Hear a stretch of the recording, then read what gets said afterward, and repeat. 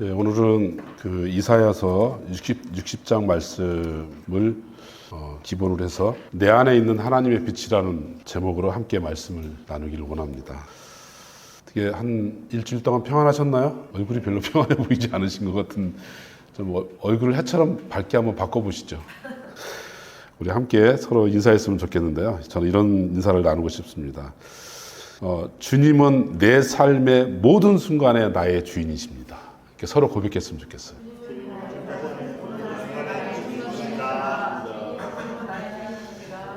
주님은 내 삶의 유일한 빛이십니다. 주님은 내 삶의 유일한 소망이십니다. 주님, 우리 주님께서 여러분들 삶 가운데 유일한 빛이시며 유일한 소망이기를 간절히 소망합니다. 저는 지난 한 달 동안 굉장히 세상적으로 굉장히 힘들고 어려운 한 달을 개인적으로는 보냈습니다. 미국에 계신 저희 어머니가 이제 허리를 크게 다치셔서 영구 귀국 이제 하시게 돼서 어머님도 한국에 모시고 나오고, 그리고 그렇게 넉넉하지 않는 또 동생 집에 어머니를 모시는 또 가슴 아픈 마음이 있었고, 또 저희 아내가 또 응급실을 3번이나 가는 그런 또 아픔이 있었고, 그런 와중에서 또는 저는 또 심한 독감에 걸려가지고 내 몸도 추스르기 어려운 상황에서 또 우리 가족을 대접하기 위해서 아들 녀석이 우리를 대접하다가 칼로 또 손을 또 이렇게 손가락이 크게 다쳐서 또 응급실에 가고, 그러니까 그런 상황에서 또 제가 하는 일들은 이제 어떻게 좀 마무리되면서 큰 희망이 보이지 않는 그런 상황이 전개가 되니까 제가 어떤 생각이 들었냐면 마음속에 감정적으로 무척 힘이 드는 거예요. 좌절감 또는 실패감 또는 걱정과 염려와 그런 것들이 확 나를 지배하는데, 그때 제가 그런 생각이 들었습니다. 사람들한테 힘내세요, 어려움은 해결될 거예요, 이게 아무 의미가 없구나. 내가 직접 당하고 나니까. 우리 남들한테 쉽게 위로도 하고 쉽게 막 이렇게 격려도 하고 하지만 그 모든 일이 한꺼번에 훅 닥치고 나니까 그게 쉽지 않구나, 그런 생각이 들었는데, 사실은 지난주에 이제 하나님께서 굉장히 마음속에 큰 은혜를 허락해 주셨어요. 그래서 그 모든 것이 극복이 될 수 있는, 하나님께서 저에게 주신 아주 깊은 마음이 뭐였냐면, 네가 느끼고 있는 그 절망감, 그 좌절감, 그 실패감, 그리고 암담한 그 어둠, 그 감정이 네 거라고 생각하느냐. 너의 감정까지도 내가 너의 주인이다. 내 감정까지도 하나님이 주인인데 그 감정을 왜 네 것처럼 네가 좌절하고 어두워하고 그렇게 하느냐. 그 마음을 주셨어요. 그래서 하나님을 우리가 주님이라고 늘 부르면서 진짜 내 삶의 모든 순간에 당신이 나의 주인이십니다라고 진짜 고백하고 살고 있는가. 삶의 현장에서는 감정, 내 생각, 그런 게 다 나의 주인이면서 예배드릴 때만 주님 하고 부르고 있는 내 자신을 발견하게 된 거죠. 우리 주님은 모든 순간에 나의 주인이십니다. 모든 상황 속에 나의 주인이십니다. 우리가 이 믿음을 잃지 않았으면 좋겠다, 그런 생각이 들었습니다. 그래서 우리가 믿음으로 구원에 이르고 여러 가지 교리적인 부분도 많이 있지만, 정말 가장 중요한 거는 잊지 말아야 될 것은 뭐냐면, 모든 순간에 가장 절망스러운 그 순간까지도 주님은 나의 주인이시고 나를 향해서 가장 선하신 분이다. 이렇게 어려운데 주님 어떻게 나를 향한 주님의 뜻이 선하신가요? 선하십니다. 이걸 인정하는 것, 이게 우리가 주님을 주인으로 섬기는 거잖아요. 내게 허락하신 모든 고통조차도, 아픔조차도, 실패조차도, 좌절조차도 그 모든 상황 속에서 주님은 나의 주인이십니다. 그 고백이 여러분의 일상의 삶을 지배하기를 간절히 소망합니다. 우리가 그런 마음으로 우리가 오늘 이사야서 말씀을 한번 읽어봤으면 좋겠어요. 이사야서 60장 말씀은 굉장한 축복의 말씀이에요. 이사야서가 50장 거의 이후로는 정말 구구절절이 다 축복의 말씀이고, 하나님은 우리에게 무엇을 원하시는 거, 하나님은 어떤 분이신지를 우리에게 극명하게 보여주는 말씀들이 이사야 후반전의 말씀들이거든요. 오늘 그 말씀 중에서 오늘 본문 1절에서 3절 말씀, 너무 귀한 말씀인데 우리 한 목소리 한번 읽어봤으면 좋겠습니다. 1절에서 3절 말씀 시작. 일어나라, 빛을 발하라. 이는 내 빛이 이르렀고 여호와의 영광이 내 위에 임하였음이니라. 보라, 어둠이 땅을 덮을 것이며 캄캄함이 만민을 가리려니와 오직 여호와께서 내 위에 임하실 것이며 그의 영광이 내 위에 나타나리니 나라들은 내 빛으로, 왕들은 비치는 내 광명으로 나아오리라. 귀한 말씀이죠. 이 말씀을 믿음으로 내게 주시는 말씀으로 탁 취하시길 바랍니다. 오늘 말씀을 보니까 일어나 빛을 발하라는 거예요. 왜 일어나라고 말씀하시죠? 여호와의 영광이 너 위에 임하였기 때문에. 저는 이 말씀이 굉장히 중요하다고 생각합니다. 우리가 예수 그리스도를 주님으로 영접하는 순간에 하나님의 영광이 내 삶 가운데 이미 임하신 걸로 저는 믿습니다. 여러분들 이렇게 믿으시죠? 하나님의 영광이 이미 내 안에 임했습니다. 그래서 내 안에 임했기 때문에 우리는 임하신 하나님의 영광 때문에 일어나 빛을 발하는데, 그 발하는 빛은 나의 빛이 아니라 하나님께서 영광으로 임한 빛이 드러나야 된다. 내 삶 가운데. 그래서 이 말씀의 가장 귀한 핵심이 뭐냐면 여호와의 영광이 너 위에 임했으니 일어나 빛을 발하라. 이 얘기는 무슨 얘기냐면 너의 빛을 발하는 것이 아니라 내게 임한 하나님의 빛을 발하라. 그 말씀이잖아요. 우리가 이 말씀을 잘 이해하지 못하면 항상 내 빛을 발하려고 예를 쓰는 거예요. 나의 영광, 나의 부, 나의 명예, 내가 가진 것들, 남한테 좀 우위에 서 있는 그런 것들을 드러내려고 하죠. 그걸 빛이라고 생각하는 거죠. 근데 오늘 성경 말씀은 뭐냐면 너 위에 임한 하나님의 영광의 빛을 드러내라. 우리 삶 가운데 이 열망이 있기를 간절히 소망합니다. 여러분, 우리가 알고 있는 것처럼 밤을 밝히는 달은 발광체예요, 발광체가 아니에요? 달은 어떤 빛도 없어요, 달에는. 근데 달은 왜 빛나고 있을까요? 태양빛이 달에 반사돼서 그 빛을 우리가 보고 있는 거잖아요. 내 안에는 아무 빛도 없지만 하나님의 영광이 우리 가운데 임재하시면 우리가 드디어 하나님의 빛을 드러내는 빛나는 존재가 된다는 거예요. 우리가 이 믿음을 가지고 우리가 세상을 살았으면 좋겠어요. 이 생각을 하지 못하면 늘 우리는 우리의 빛을 드러내기 위해서 애를 쓰는 거예요. 나의 선행을 드러내기도 하고, 나의 섬김을 드러내기도 하고, 나의 성품을 드러내기도 하고, 나의 빛, 그 다음에 내가 가지고 있는 것들, 내가 누리고 있는 것들, 내가 남보다 좀 앞서가는 것들, 그거를 빛이라고 착각해서 그걸 드러내려고 예를 쓰는데, 오늘 성경은 뭐라고 얘기하냐면 여호와의 영광이 내게 임했으니 그 빛을 드러내라. 우리가 늘 하나님의 영광의 빛을 드러내는 존재가 되길 간절히 소망합니다. 우리가 이 믿음 가운데 있으면 그렇게 세상에 조바심 치지 않아요. 내가 이걸 성공해가지고 좀 해야지. 내가 이렇게 해서 사람들한테 좀 귀한 대접을 받아야지. 그런 의미가 뭐가 있겠어요? 우리는 하나님의 영광을 드러내는 존재예요. 그때 가장 우리가 하나님의 창조의 질서 안에 있는 가장 하나님의 위대한 피조물 다워지는 거예요. 그래서 항상 주님의 영광이 내 삶 가운데 드러나길 원합니다. 주님의 영광이 내 삶에 드러나길 원합니다. 그래서 저는 주님의 영광이 드러나기 위해서 일어나겠습니다. 좌절과 고통 가운데 계속 머물러 있지 않겠습니다. 라고 선언하는 거예요. 그게 믿음의 위대한 결단이라고 생각을 합니다.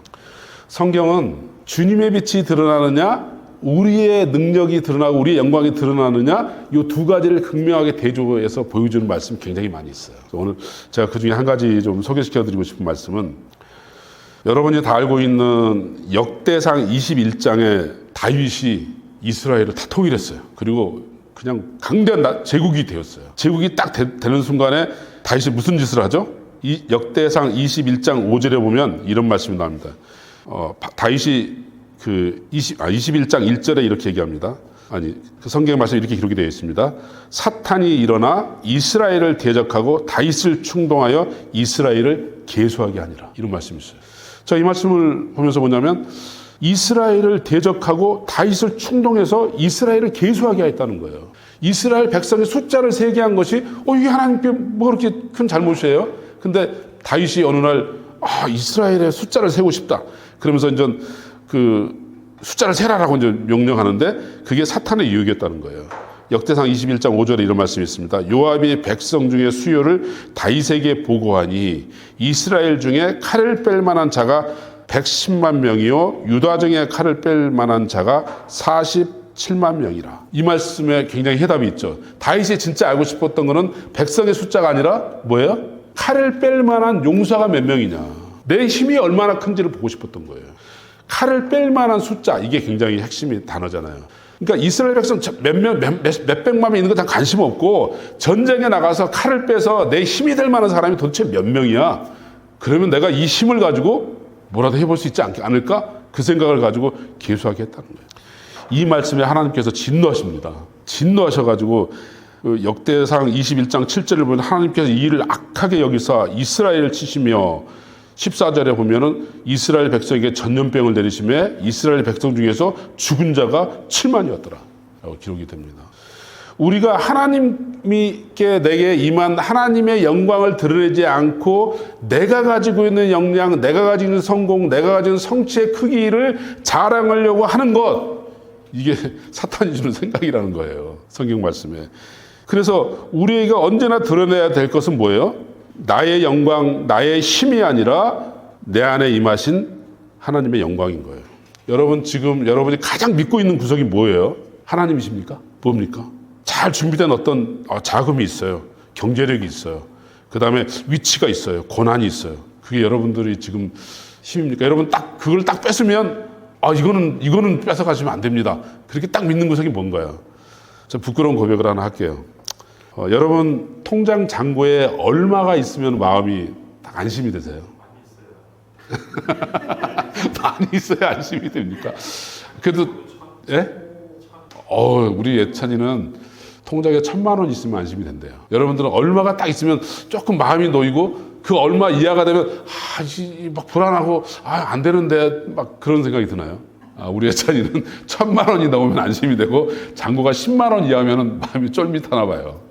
여러분들이 안심하고 있을 수 있는 통장 잔고의 숫자는 얼마예요? 사람마다 생활의 규모에 따라 좀 다르지만 아마 우리 예서 박경재 집사님 같으면은 급여도 줘야 되고 하기 때문에 급여일이 다가오는 얼마 안에 잔고가 얼마이라도 떨어지면 엄청 마음이 힘들지 않으세요? 예.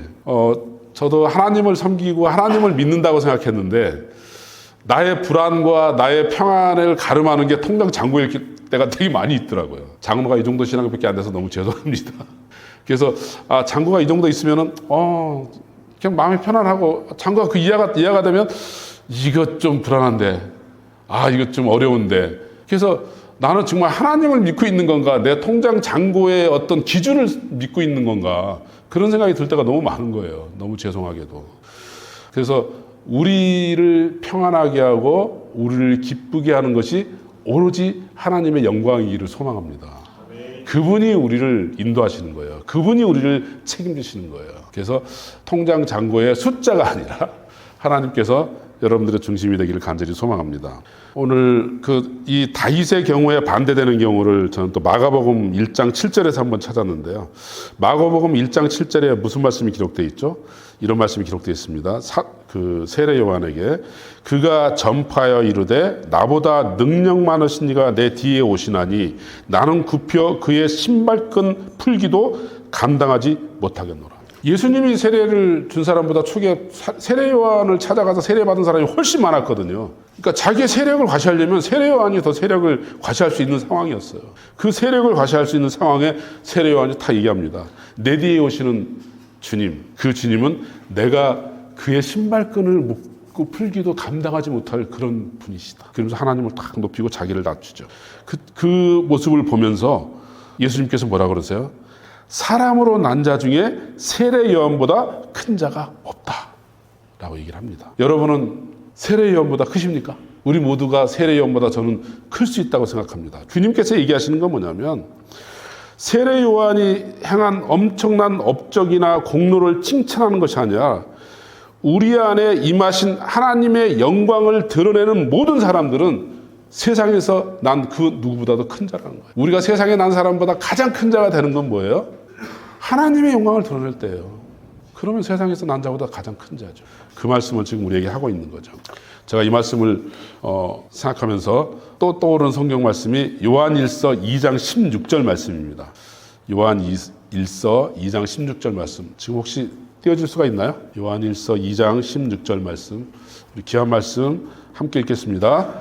이는 세상에 있는 모든 것이 육신의 정욕과 안목의 정욕과 이생의 자랑이니 다 아버지께로부터 온 것이 아니요 세상으로부터 온 것이라. 우리가 하나님 영광을 드러내지 못할 때 우리 안에 나타나는 것이 뭐예요? 세 가지가 있죠. 육신의 정욕과 안목의 정욕과 이생의 자랑. 그런 거죠. 그것들은 전부 다 아버지께로부터 온 것이 아니고 세상으로부터 온 거라고 성경 말씀이 기록하고 있죠. 하나님 나라가 아닌 세상에서의 영광, 부와 명예와 건세가 나를 설명할 수 있는 자랑거리고 그 자랑거리가 나를 지탱해주는 힘이라면 그것이 신앙인의 자세가 아닌 거죠. 성경은 그 얘기를 하고 있는 거죠. 그래서 하나님의 영광이 내 안에서 드러나지 못하면 자연스럽게 그 자리를 대체하는 게 뭐예요? 이생의 자랑이죠. 내가 세상에서 행한 것들, 내가 행한 선행들, 내가 행했던 많은 좋았다고 생각되는 것들, 그런 것들이 나의 영광이고 나의 자랑이고 내 또래보다 좀 앞서간 것 같은 좀 부의 수준이라든가 또는 내가 누리고 있는 어떤 지위라든가 이런 것들이 자랑거리가 될 수밖에 없는 거죠. 우리가 그래서 다윗의 잘못과 같은 그런 길로 들어서지 아니하고 세례 요한처럼 나는 주님의 신발끈을 매기도 감당치 못하겠네. 저는 망해야 되고 주님은 흥하셔야 됩니다. 그런 하나님의 영광을 드러내는 우리가 되었으면 좋겠어요. 그래서 우리가 자랑하는 것들은 사실은 세상에서 누리는 것들은 다 주님께서 선물로 주신 거예요. 그래서 우리는 자랑하는 것이 아니라 감사하는 거죠. 주님, 이렇게 선물을 주셨군요. 오늘 또 먹고 살 수 있는 또 이렇게 직장도 주시고 힘도 주시고 살아갈 수 있는 능력도 주셨군요. 감사한 거예요. 그것이 나의 영광이 아니라는 거죠. 그래서 하나님께 영광을 드러내고 내게 주신 것들을 작은 것이라도 감사하는 믿음, 그 믿음이 있기를 간절히 소망합니다. 다시 본문으로 돌아가서요. 오늘 1절에서 3절 말씀 저는 귀한 말씀이어서 다시 한번 읽겠습니다. 일어나라 빛을 발하라 이는 내 빛이 이르렀고 여호와의 영광이 내 위에 임하였음이니라. 보라 어둠이 땅을 덮을 것이며 캄캄함이 만민을 가리려니와 오직 여호와께서 내에 임하실 것이며 그의 영광이 내 위에 나타나니 나라들은 내 빛으로 왕들은 비치는 내 광명으로 나아오리라. 삶의 현장에서 여호와의 영광이 항상 드러나는 우리의 삶이 되기를 원합니다. 우리에게 무슨 성취가 있나요? 우리에게 무슨 성과가 있나요? 무슨 명예와 영광이 있나요? 그 모든 것은 하나님의 영광을 드러내기에 우리에게 선물로 주신 거예요. 그래서 크리스찬은 낮아질 수밖에 없고 겸손할 수밖에 없는 거예요. 우리에게 주신 모든 좋은 거는 하나님의 영광을 드러내기 위한 선물이에요. 그런 사람들은 어떻게 살죠? 우리 본문 17절에서 19절 말씀 제가 한번 읽겠습니다. 내가 금을 가지고 놋을 대신하며 은을 가지고 철을 대신하며 놋으로 나무를 대신하며 철로 돌을 대신하며 화평을 세워 관원으로 삼으며 공의를 세워 감독으로 삼으리니 다시는 강포한 일이 내 땅에 들리지 않을 것이며 황폐와 파멸이 내 국경 안에 다시 없을 것이며 내가 내 성벽을 구원이라 내 성문을 찬송이라 부를 것이라. 다시는 낮의 해가 내 빛이 되지 아니하며 달도 내게 빛을 비추지 않을 것이며 오직 여호와께 내게 영원한 빛이 되며 내 하나님이 내 영광이 되리니 라고 기록된 말씀이에요. 세상의 가치가 더 이상 힘을 쓰지 못하는 세상, 그런 사람 세상에 어떻게 감당하겠습니까? 세상에서 귀한 금 대신 놋이, 은 대신 철이, 놋 대신 나무가, 철 대신 돌이 드러나고 다스린 것, 풍요를 얘기하기도 있지만 다르게 얘기하면 세상에 소중하고 귀하다고 생각하는 것들 있잖아요. 금과 은과 같이 그런 것들이 더 이상 가치를 발휘하지 못하는 그러한 사람, 그러한 세상, 누가 이걸 감당할 수 있겠어요? 전부 다 금을 쫓아 살고 은을 쫓아 사는데 그것이 더 이상 그런 귀한 것들이 놋과 나무와 쇠로 대치되는 세상, 그렇게 여길 수 있는 사람들, 그런 사람들을 저는 아무도 감당할 수 없다고 생각합니다. 세상의 해와 달이 아닌 하나님의 영광이 나를 비추는 빛이 되는 세상, 세상의 귀한 것들, 세상에서 힘의 근원이라고 말하는 것들, 힘의 온천이라고 말하는 것들, 그것이 더 이상 나에게 무의미한 세상, 저는 그리스도인들이 도달해야 될 최고의 상태가 아닌가 그렇게 생각합니다. 세상은 금과 은의 현혹이 돼서 살아가죠. 여러분도 그렇지 않나요? 조금 더 잘 살고 싶지 않아요? 좀 더 번창하고 싶지 않아요? 좀 더 삶의 적정이 하나도 없었으면 좋지 않겠어요? 근데 그것이 나를 지배하지 않는 사람, 이 사람은 누가 이기겠어요? 더 이상 금과 은이 나를 지배하지 못하는 사람, 세상의 가치가 내 안에서 무가치로 바뀌는 사람, 그리스도인의 최고의 상태라고 생각합니다. 하나님의 영광이 드러나는 사람, 하나님의 빛이 바라는 그것을 최고의 가치로 여기며 사는 사람, 그런 존재가 우리이기를 간절히 소망합니다. 아멘? 네, 아멘으로 받아 좋겠어요. 하나님, 내 형편이 얼마나 어렵든지 또는 좌절스럽든지 또는 고통스럽든지 하나님, 내 삶 가운데 당신의 영광이 드러나기를 원합니다. 이 고백이 매일매일 여러분을 새롭게 하기를 간절히 소망합니다. 그래서 세상의 금과 세상 은이 더 이상 나에게 유혹이 되지 않는 하나님의 영광을 드러나는 삶이 내 삶 가운데 일어나기를 소망합니다. 그런 고백이 늘 여러분들을 새롭게 할 줄로 믿습니다. 오늘 이제 말씀을 보면서 근데 이사야서의 60장의 축복이 이스라엘 민족에게 이루어졌을까요? 60장을 다 읽어보면 모든 나라가 너희에게 무릎 꿇고 하나님의 영광 때문에 모든 나라가 너희한테 머리를 조아리고 모든 사람들이 너를 떠받게 될 거야 라고 기록되어 있는데, 이 60장의 말씀은 이스라엘 역사 가운데 이루어졌을까요? 안 이루어졌을까요? 이스라엘 역사 가운데 60장이 이루어지지 않았습니다. 그러면 하나님 말씀이 잘못된 건가요? 하나님 그렇게 이스라엘이 한다는데 이스라엘 그렇게 안 이루어지잖아요. 그럼 하나님 이 말씀이 뭔가 문제가 있는 거 아니에요? 그렇게 생각해야 될까요? 하나님의 말씀은 동시대의 역사를 담고 있지만 먼 미래에 우리에게 주시는 하나님의 뜻이 담겨 있는 거예요. 그래서 성경을 우리가 볼 때 문자적으로 보면 오류에 빠져요. 성경은 문자적으로 해석하는 것이 아니라 성경 안에 담겨져 있는 하나님의 섭리, 하나님의 뜻이 무엇인지를 보는 거예요. 그래서 60장 말씀은 오늘 우리에게 하나님의 영광을 드러내기만을 소망합니다. 그 모든 사람에게 반드시 이루어질 줄로 믿습니다. 그래서 60장의 축복이 여러분의 삶 가운데 그대로 임하기를 저는 소망합니다. 임할 거라고 저는 믿습니다. 그래서 우리가 하나님의 말씀을 보면서 일어나 영광을 바라는 것, 하나님의 영광을 드러내는 것, 그리고 하나님이 주시는 무한한 그 축복과 무한한 사랑을 우리의 삶 가운데서 표현해내는 것, 이게 하나님의 뜻이에요. 제가 이 말씀을 보면서 사실 여기 올라올 때까지 계속 고민됐던 게 이 뒷말씀을 해야 되나 말해야 되나 고민을 많이 했던 게 뭐냐면, 저는 우리들의 신앙의 기조가 두 가지가 있다고 생각하거든요. 하나는 뭐냐면 하나님이 우리를 창조하신 목적, 하나님이 우리를 이 땅에 살게 하신 의미, 이 땅에 나게 하시고 우리를 생활하게 하는 하나님의 그 뜻, 그건 도대체 무엇일까? 성경을 쭉 보고 이사야서를 쭉 보면서 느끼는 건 뭐냐면 하나님은 우리를 사랑하시는 거예요. 너무너무 사랑하시는 거예요. 우리를 너무너무 사랑해서 우리를 지으시고 내가 가지고 있는 모든 영광을 너와 나누고 싶다.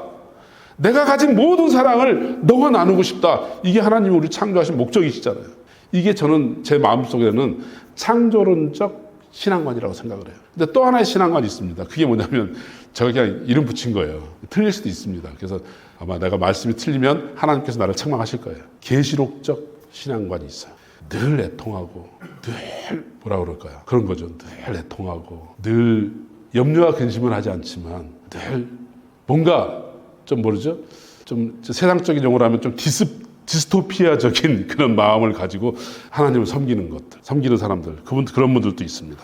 저는 우리 안에, 근데 성경을 제가 계속 보면서 뭐냐면, 애통하는 자는 복이 있나니, 그러면 그 애통하는 자가 복이 있는 건 뭐예요? 애통에 초점이 맞춰져 있는 것이 아니에요. 그 애통함에서 하나님께서 회복시켜 줄 것을 바라보면서, 그래서 너는 복된 자다. 그 하나님이 너의 애통함을 사라지게, 그걸 바라보면서 나를 바라보고 있는 것. 그래서 너희는 복이 있는 사람이야. 라고 얘기하는 거잖아요. 그러니까 고난과 애통에 초점이 맞춰져 있는 것이 아니라 하나님은 나와 함께 사랑을 나누고 나와 함께 당신의 풍요와 당신의 영광을 함께 나누기를 원하시는 것. 그게 하나님의 뜻이라는 거예요. 그래서 저는 이게 우리 안에 회복되었으면 좋겠다라는 생각을 합니다.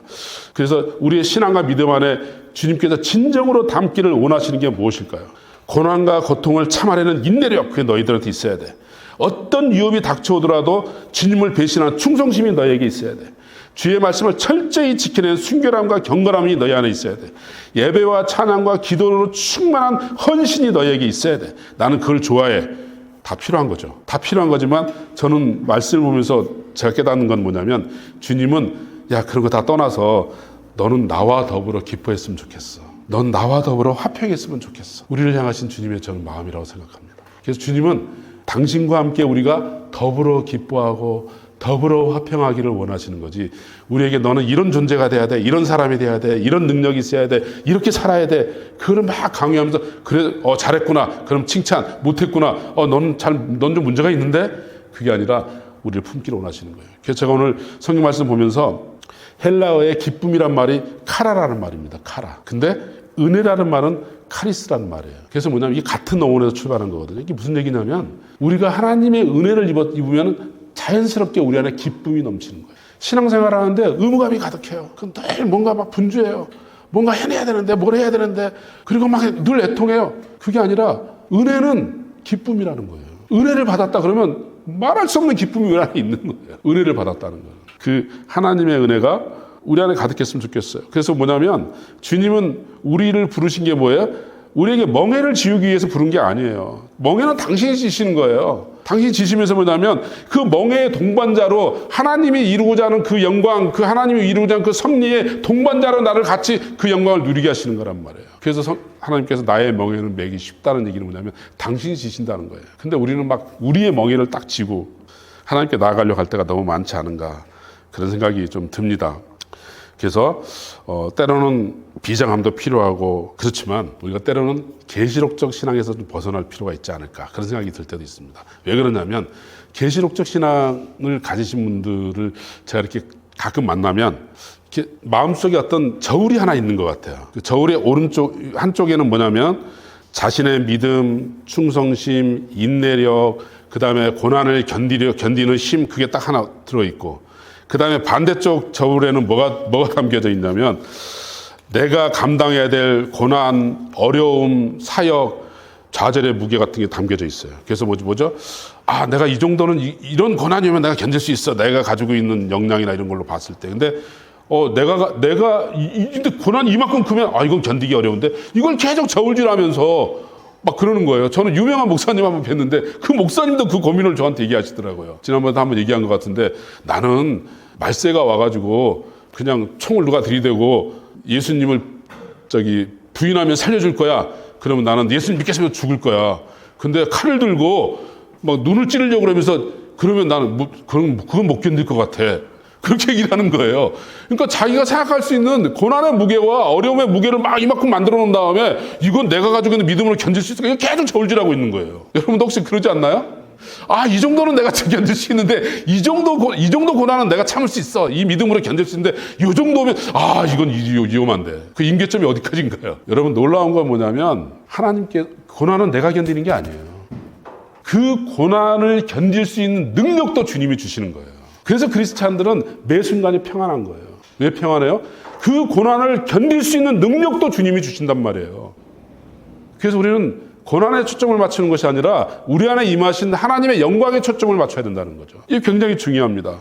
근데 이 굉장히 중요한 이 개념 안에 저는 하나님의 은혜를 누리는 게 우리의 내적 상태와 외적 상태 두 개를 이해하는 것이 굉장히 중요하다고 생각해요. 왜냐하면 우리에게 주시는 이 은혜를 외적 상태로만 생각을 하잖아요. 그러면 우리한테 어려운 일이 발생하면 안 돼요. 그렇잖아요. 은행 잔고는 항상 딱 차 있고, 그 다음에 병 같은 거 안 걸려야 되고, 그죠? 그리고 자식들은 말 다 잘 들어야 되고, 소망하는 거 다 이루어져야 되고, 하나님 외적 평안을 우리가 목적으로 한다면 그런 게 다 이루어져야 돼요. 그러면 이런 정도면 내가 살만하지. 자식들도 잘 나가, 병든 것도 없고 건강해, 잔고는 항상 좀 넉넉해. 그러면 좋잖아요. 근데요, 하나님께서 우리에게 주시는 진정한 축복은 내적 은혜예요. 이런 사람들을 감당할 수 없는 거예요. 정말 어려운 상황인데 절망하지 않아요. 고난의 상황인데 화평해요. 이거는 주님께서 우리에게 주시지 않으면 누릴 수 없는 거예요. 여러분, 그런 고백들 다 가지고 계시죠? 남들은 아마 그 집사는 지금 막 우거지 죽상일 거야 막 그런데 가서 보니까 해처럼 맑은 얼굴로 나를 맞이하는. 어떻게 그럴 수 있어요? 상황은 어렵지만, 환경은 비참하지만, 근데 내 안에 아무도 빼앗을 수 없는 그분의 화평이 다 임재 있는 거예요. 이게 축복이잖아요. 세상이 감당할 수 없는 사람, 그런 축복과 은혜가 우리 삶 가운데 가득하길 소망합니다.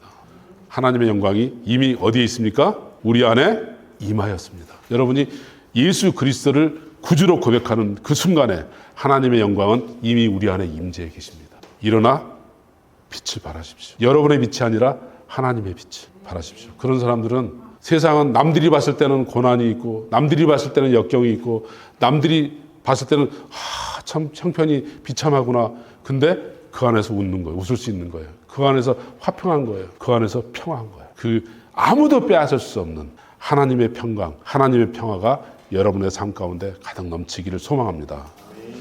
그래서 오늘 이사야서의 말씀 한번 읽어보시고, 이 말씀이 여러분 삶의 말씀이 될 수 있도록, 말씀은 은혜로, 축복으로 취하시면 돼요. 하나님의 말씀은. 하나님, 이 말씀이 내 삶 가운데 일어나기를 소망하나이다. 고백하는 거예요. 말씀을 읽으면서 이렇게 기록되어 있구나, 이렇게 기록하셨구나, 그게 아니라 이 말씀이 내 삶이 되고 내 호흡이 되고 내 발이 되고 내 육신이 돼서 임하기를 원하나이다. 그렇게 받아들이는 거예요, 말씀을. 이렇게 받아들이는 거예요. 그래서 어제까지는 은가금을 쫓았는데 은가금이 그거보다 하나님의 귀한 영광이 있지. 나는 그게 더 소중해. 그게 마음이 딱 바뀌는 거죠. 마음이 딱 바뀌는 거죠. 그 전에는 좀 남들한테 좀 허접하게 보이면 안 되는데 좀 너 자랑할 것들 나 이런 거 가지고 있고요. 이런 사업체가 있고요. 이런 지위가 있고요. 그런 게 막 나의 영광인 줄 알았는데 그게 내 영광이 아니구나. 내 안에 임한 너를 구원한 하나님의 기쁨, 하나님의 소망, 그게 진짜 영광이구나. 그게 마음을 바꾸는 거죠. 그랬을 때 진정한 내 빛이 바래지는 거죠. 그게 바꾸는 거예요. 그게 말씀을 너무 피상적으로 받아들이는 것이 아니라 그대로 이 말씀 제가 받겠습니다. 이 말씀 내 인생으로 내 삶으로 취하겠습니다. 그걸 받아들이는 거예요. 그리고 하나님의 영광이 내 안에 임하는 것을 믿고 그런 여러분들이 되었으면 좋겠습니다. 그 위대한 그리스도인의 모습이죠. 그래서 이렇게 위대한 그리스도인들의 모습을 고린도후서의 6장 10절에 기록했어요. 뭘까요? 6장 10절 말씀 한번 볼까요? 고린도후서 6장 10절 말씀 화면 띄워주시면 함께 읽어보도록 하겠습니다. 자, 함께 읽겠습니다. 시작. 근심하는 자 같으나 항상 기뻐하고 가난한 자 같으나 많은 사람을 부유하게 하며 아무것도 없는 자 같으나 모든 것을 가진 자로다. 이게 크리스찬이에요. 이게 크리스찬이에요. 저는 이 말씀이 우리 교회 안에 임하기를 간절히 소원합니다. 저 집 되게 근심거리가 많은데 근데 항상 기뻐해요. 저 집 좀 물질적으로 어려운데 근데 부유해요. 아무것도 없는 자 같은데 성경은 모든 것을 가진 자라고 그랬어요. 모든 것을 가진 자가 누구예요? 예수 그리스도를 소유한 자. 모든 것을 가진 사람. 이미 우리 안에 예수 그리스도가 있잖아요. 모든 것을 가진 사람입니다. 여러분, 그래서 세상에서 아무리 힘들고 어려워도 당당하게 주님이 내 안에 계시니 저는 모든 것을 가진 사람입니다. 그렇게 고백하는 여러분이 되길 바랍니다. 우리 옆 사람하고 서로 우리 은혜의 마음으로 축복했으면 좋겠어요. 예수 그리스도가 계시니 당신은 모든 것을 가진 사람입니다. 여러분은 모든 것을 가진 사람입니다. 이 축복이 여러분의 삶에 항상 드러나기를 간절히 소망합니다. 우리 함께 기도하며 나아가도록 하겠습니다. 주님, 때로는 슬픔과 고난과 가난이 우리 가운데 고통으로 임할 때도 있고 좌절스러운 상황이 우리 안에 있지만 하나님은 우리에게 영광의 빛으로 임하여 계신 줄 믿습니다. 그 영광의 빛을 드러내지 못하고 때로는 슬픔과 고난과 좌절 가운데 함몰되어서 하나님의 영광을 드러내지 못하고 살았던 세월들을 주님 용서하여 주옵소서. 이제는 내 안에서 하나님의 영광이 드러나기를 원합니다. 하나님의 빛이 드러나기를 원합니다. 과감하게 일어나서 하나님의 영광을 선포하고 빛을 선포하는 매일매일의 삶이 우리 가운데 이루어지길 원합니다. 주님, 그런 삶을 제게 허락하여 주시옵시고 그런 삶을 누리는 축복을 허락하여 주옵소서. 우리 간구하며 나아가도록 하겠습니다. 함께 기도하겠습니다.